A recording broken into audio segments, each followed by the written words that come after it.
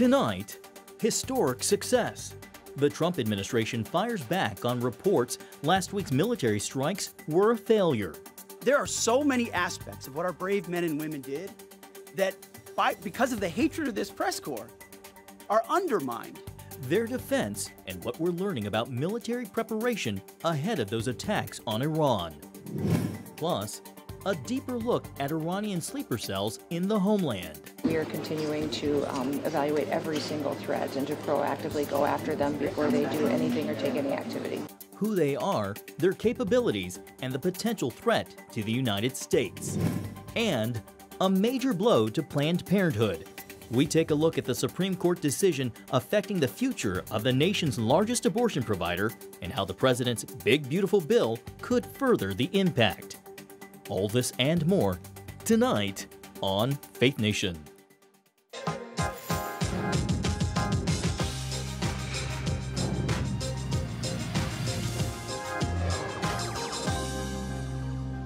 Iran issuing new threats as America's top defense officials attempt to clear up conflicting reports. Welcome to Faith Nation. I'm John Jessup. Well, tonight, Iran's supreme leader officially breaks his silence, publicly calling last week's U.S. strikes a failure, while threatening retaliation if there is another attack. His comments came just hours before a widely anticipated Pentagon briefing, where the Secretary of Defense and top military commanders challenged press briefing reports about the damage inflicted on Iranian nuclear sites after the U.S. bombing campaign. For more, let's now bring in our panel, CBN National Security Correspondent Caitlin Burke and Joe Trusman, Senior Research Analyst and Editor at Foundation for Defense of Democracy's Long War Journal. Welcome to the both of you. Caitlin, let's start with you.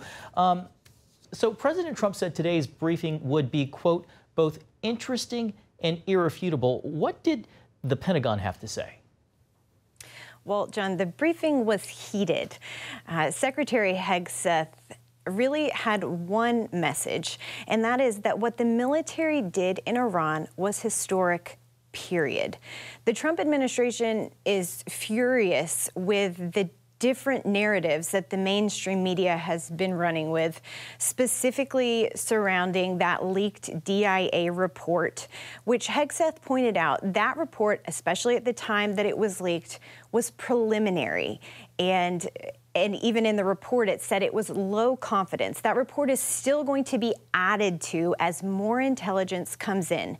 And Hegseth accused the mainstream media of looking for a scandal and failing to report on a major win. This is what he had to say. Because you, and I mean specifically you, the press, specifically you, the press corps, because you cheer against Trump so hard, it's like in your DNA and in your blood to cheer against Trump. Because you want him not to be successful so bad, you have to cheer against the efficacy of these strikes. You have to hope maybe they weren't effective. Maybe the way the Trump administration has represented them isn't true. So let's take half-truths, spun information, leaked information, and then spin it. Of course, was Defense Secretary Pete Hegseth sparring with reporters at today's Pentagon briefing. Joe, the Trump administration continues to talk about how effective these strikes really were. However, reporting from the Financial Times today said that preliminary intelligence assessments provided to European governments indicate that Iran's highly enriched uranium stockpile remains largely intact following U.S. strikes on main nuclear sites. That, of course, is at odds with what the Trump administration is saying. So based on the reporting you're seeing and watching, what signs or details help us gauge whether this mission hit its mark? Right. First of all, thank you for having me. I think what we're seeing now is, at least from these reports, is a partial picture of what's happening, of an assessment that's been done on these sites. But we got to understand these strikes only happened just a few days ago. So I imagine right now the United States, Israel, and perhaps other countries are continuing to gather intelligence, trying to build a full understanding of the battle damage, a battle damage assessment, essentially. And it's going to take some time, but I think at the end of the day, more than anything, this is very important. Have these strikes, all right? Have they compelled the Iranian regime to abandon their nuclear weapons? All right, this is very important here. regardless of what they find under what happened with these strikes. So we got to see. Again, it's still early, just a few days in. We need more time here to fully assess the damage at these sites. Interesting there that you note it's not about degradation, but compelling the Iranian regime to abandon its nuclear aspirations. Caitlin, shifting back, though, did the Pentagon share any details that might shed any new light on the U.S. strikes over the weekend? I think some of the biggest news that came out of today's briefing actually came from the Joint Chiefs Chairman, General Dan Kane. He talked about just how long the U.S. has been preparing for this exact mission. There are two scientists who, for more than 15 years, have been living and breathing the Fordo nuclear facility specifically since construction began. And as they were researching what Iran was doing, they realized that to target a facility that's built into a mountain like this, they didn't have a weapon that could successfully do that. And so they worked with industry and they worked with other experts, and they actually developed what we know as the bunker bomb for this exact mission. And General Kane talks about it here. Did it over and over again, tried different options, tried more after that. They accomplished hundreds of test shots and dropped many full-scale weapons against extremely realistic targets for a single purpose: kill this target at the time and place of our nation's choosing. And then, on a day in June of 2025, more than 15 years after they started their life's work, the phone rang and the President of the United States ordered the B-2 force that you've supported to go strike and kill this target. And the pilots who flew this mission report that that is exactly what happened. Every bomb went where it was supposed to go. And that's part of the frustration that we're seeing from this administration. There was so much time and so much preparation put into the success of this mission, and that's not what's being reported. Now, General Kane did close with a direct warning to our adversaries, and he said there are other DTRA scientists working and studying other targets, and they have been doing it for just as long. A lot of great background information there, Caitlin. Thank you for being at that briefing today. Joe, I want to end with you in the minute or so that we have left. Iran's supreme leader threatened retaliation if there's another U.S. strike. I got to ask, does Iran have the capability or even the appetite to escalate this militarily right now? Right. So despite the damage caused by Israeli strikes against Iran's military infrastructure, it's still intact. All right. They can still fire ballistic missiles, drones. So if they want to, they can. I don't think they have the appetite to do that right now. They'd rather rebuild. And of course, there's the proxy forces, Hezbollah, the Houthis, and other groups that largely stayed out of this fight. So those haven't been activated. So it's possible. So there's still a lot that can happen here. The possibility is there. Hopefully we won't see it, and peace will remain. All right, Caitlin Burke and Joe Trusman, thank you so much for being with us tonight and for your insights. Well, also in the news, and turning to a major decision by the Supreme Court, the justices, by a vote of 6-3, ruled that states can block Medicaid funding to Planned Parenthood, even for services like cancer screenings or birth control. South Carolina led the fight, saying taxpayer money should not go to the nation's largest abortion provider. The decision could have big implications for other states. For more, let's bring in Gabriella McIntyre, legal counsel for Alliance Defending Freedom's Center for Life. Gabriella, welcome to you. So let's start with the ruling itself. What exactly did the Supreme Court decide today? And as stated, it's a case that was brought by the state of South Carolina. So why is this so significant? Yeah, that's right. This case is very significant. It really is a landmark decision by the U.S. Supreme Court that affirms this very simple but vital principle, and that's that states get to decide who qualifies for Medicaid funding without being brought into federal court.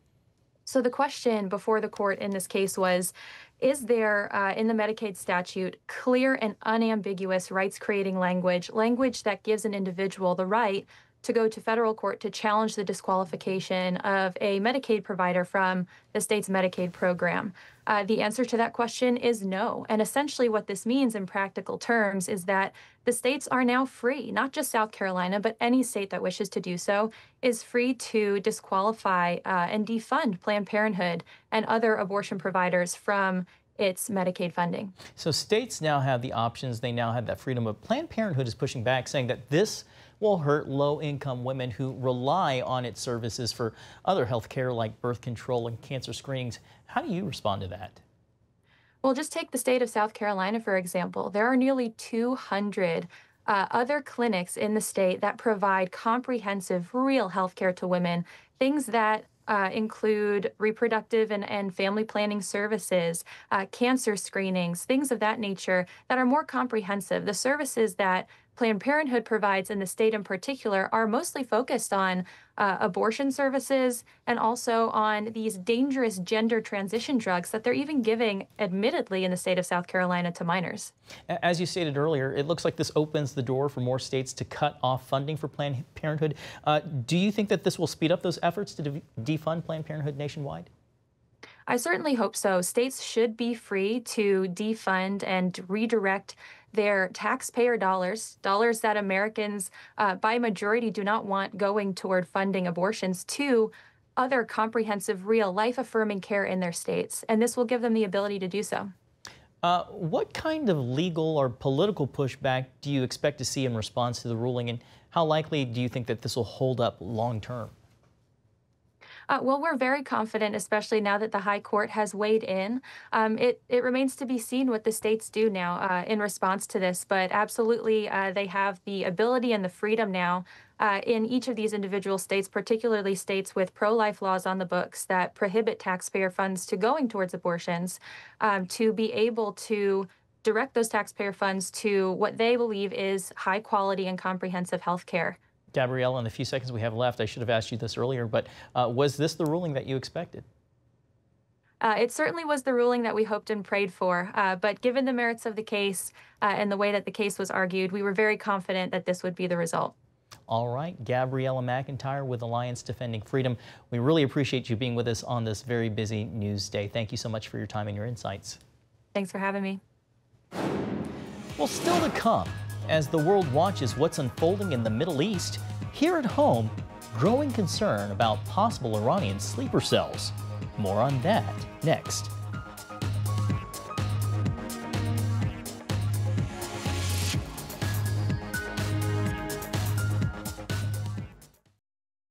Welcome back. Returning now to our top story on tensions with Iran. Security agencies in the United States are preparing for potential retaliation by the Islamic Republic. They're warning Americans about a possible threat from Iranian sleeper cells already inside our country. CBN's Dale Hurd has more. After President Trump left the G7 summit in Canada a day early last week, it was learned he had received a message from Iran that if the U.S. attacked Iran's nuclear facilities, the regime could activate sleeper cells to launch terror attacks in the United States. The FBI says assets are fully engaged to prevent an attack, and Homeland Security is warning of a heightened threat environment, but saying little else. What information do we know right now in regards to those sleeper cells? How is DHS tracking and following and seeking information in regards to I can't necessarily share that with you, but I will tell you that we are continuing to evaluate every single threat and to proactively go after them before they do anything or take any activity. This week, federal immigration agents have arrested 11 Iranians here illegally. One arrested in Alabama was an Iranian army sniper. Another in Houston was carrying a loaded pistol. Counterterrorism expert Barak Siner in London says Iran, defeated on the battlefield, may see a sleeper cell attack as the only way it can hurt the United States. The entire identity of Iran is a terrorist state. The reach is global. It attempted to conduct a proxy attack in the UK, in Sweden, in Argentina, Cyprus, Thailand. And he believes Iran took full advantage of the Biden administration's open border policies. in which millions of illegal migrants entered the U.S. Hundreds, if not thousands, of Iranian nationals passed through the doors of the United States. CBN's Chuck Holton has reported from Panama's Darien Gap, where migrants must cross on their way to the United States. And he says he encountered many Iranian men. Every Iranian that I met in the Darien Gap was a military-age male, and I didn't meet any Iranian women at all. They mostly spoke English, so they were well-educated, and none of them were with their families. Last year, the Justice Department uncovered an Iranian plot to kill Donald Trump before the election. Washington also knows that a Hezbollah sleeper cell called Unit 910 is operating in the United States, ready to carry out Iran's orders. Iran, though, may also take a different route. A cyber attack. The Commission on the National Defense Strategy warned senators last year that the United States is unprepared for a devastating cyber attack that will bring life in towns and cities across America to a standstill. The public is essentially clueless about the massive cyber attacks that could be launched any day by our adversaries, not just nation states, but rogue actors as well. Iran in the past has hacked into water systems in several states and could use what it's learned to attack America's critical infrastructure, including internet, power, transportation, and financial systems, in an effort to make almost everything from phones to gas pumps to cash machines to traffic lights suddenly stop working. We're in a cyber Cold War today. We've got vulnerabilities with air traffic, radar systems. We've got vulnerabilities in our 911 systems. The potential targets for Iran are numerous, and defending everything will be difficult. Dale Hurd, CBN News.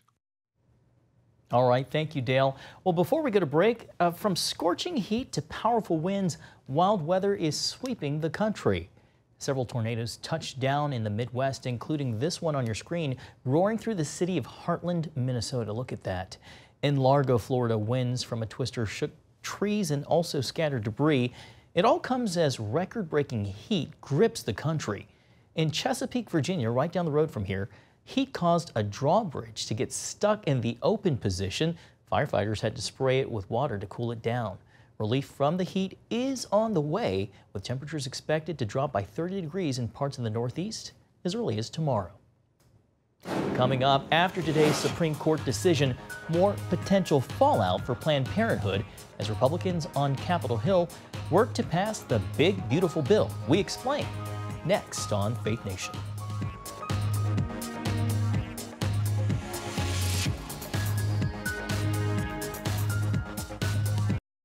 Welcome back. Senate Republicans hit a speed bump and are scrambling to find fixes to pass President Trump's big, beautiful bill after some procedural issues flagged by the Senate parliamentarian or Senate rule keeper.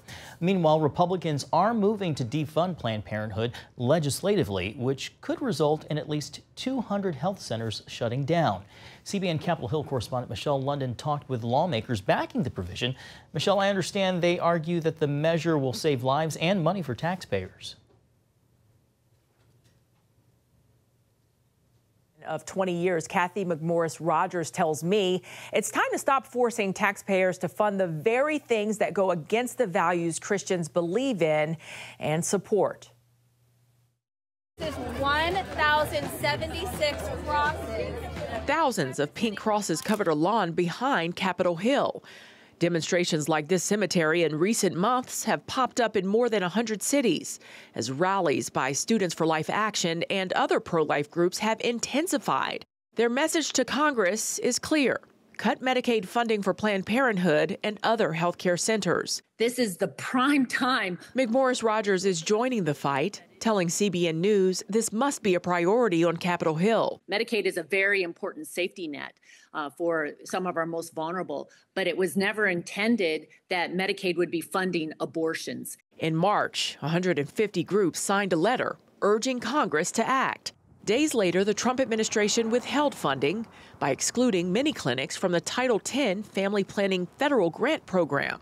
Then in May, the House passed the president's big, beautiful bill with a measure defunding Planned Parenthood. Not only are they the #1 provider of abortions in America, they're also the #2 provider of transitioning type services, whether it's classes or the drugs for our children that they believe, that's their #1 growth area, actually. McMorris Rogers says we're seeing a decrease in women's health services through Planned Parenthood with no mammograms, while gender-affirming care services have increased. Planned Parenthood argues it's being targeted. The agency emphasizes on its website that its health care centers provide 9 million services to more than 2 million patients. Many of those services go to low-income people, with 55% of those patients relying on federally funded programs to get care. Penny Nance is the CEO of Concerned Women for America and urges those women to seek care at local women's health facilities instead. Ending human life should never be part of what we do with our tax dollars. Tracking site KFF finds the vast majority of the state and federal funding goes toward reimbursing reproductive and preventative services. Certainly, we must defend life. That is so foundational to my faith, but it's also foundational to our nation. And if passed, the big, beautiful bill would cut off Medicaid reimbursement to any nonprofit that primarily offers family planning or reproductive health services, provides abortions beyond certain exceptions, and receives more than $1 million in Medicaid reimbursements back in 2024. As a nationwide organization, Planned Parenthood does all three. As for the reconciliation package, Majority Leader John Thune expects a vote from the Senate before Sunday. John. All right, thank you, Michelle. A high school investing in homegrown talent next on Faith Nation.